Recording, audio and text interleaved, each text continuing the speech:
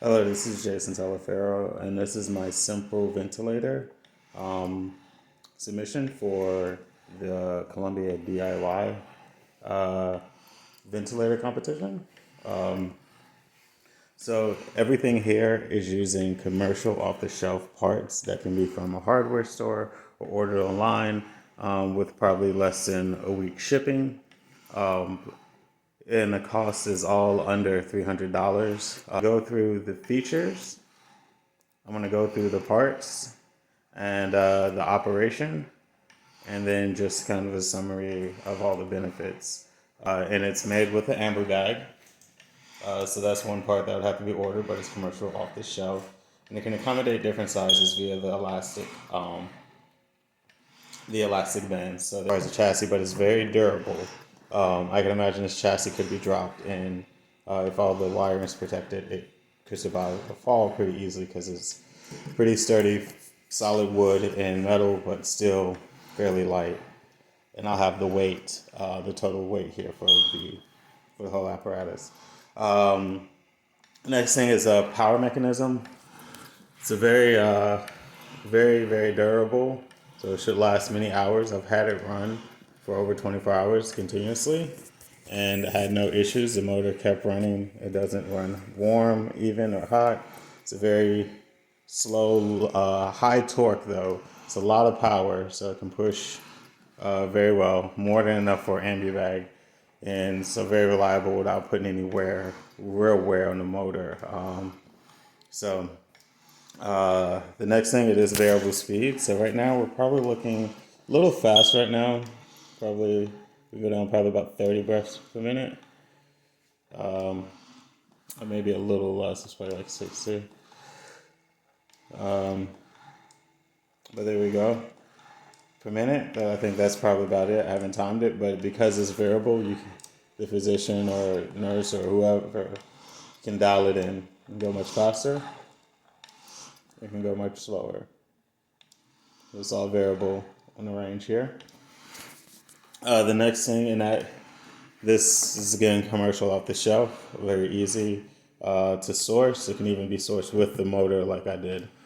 So it makes it very even simpler and cost effective build. The next thing is the pressure assembly. So the pressure assembly is very simple.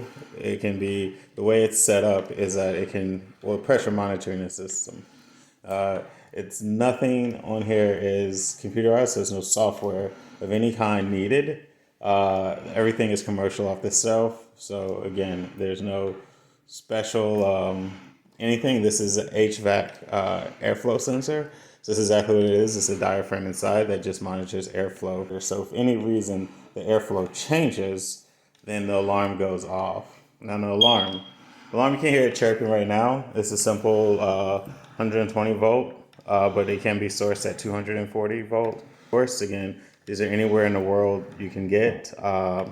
And this is the alarm system. So I'm waiting on one part. Again, it's an easy source, but because of shipping, it wasn't available. It won't be available until after the video submission. I can show an update, but I'll give an overview of how it works with that part. It's essentially a delay. And the way this works is this pressure switch is turning pressure off and on to the fire alarm. You can kind of see it right there. As the diaphragm goes down, when it's no pressure, then there's power going to the alarm. And when there is pressure, like airflow, then it's coming off. So as it cycles, you can see it turns off and on. I'm going to add a 3-second delay switch, or it can be adjusted to up to 10 minutes. So anywhere from a half a second to 10 minutes delay switch. Again, it's a very cheap part. It's like $5. It just didn't arrive on time because of shipping delays due to the coronavirus. But it should be here on Thursday. And again, that will delay the fire alarm. So when there's no pressure, the alarm alarms, because this would always be depressed, the test button. So when it has power, it would stay off long enough so it's not a constant alarm.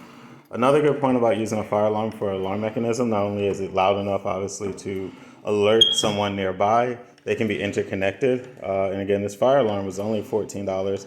Most fire alarms are now interconnected, so it has kind of like a relay system in it. It can alert other fire alarms nearby. So that means even if the nurse's station or the person monitoring can't be in the same room as the patient, or there has to be like you want multiple people. Maybe someone goes for a restroom break and you have a backup somewhere at a nurse's station or another room.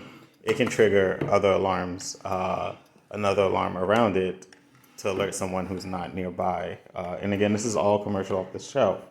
Another good thing is that the system, as far as monitoring the pressure, or monitoring the operation, works off of airflow. So if it worked off of pressure, the concern was this arm would keep operating and no alarm would go, but a hose could be disconnected. Right?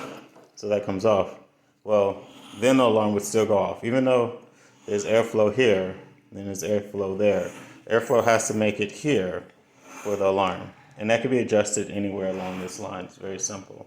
Turn this off so I can connect it. So that's pretty much the system here. And again, everything you see in the price list is under $300. Easily manufactured. This can be assembled. If you have all the parts, it can be assembled in less than probably 30 minutes for anyone to assemble. And like I said, the raw materials are all under $300.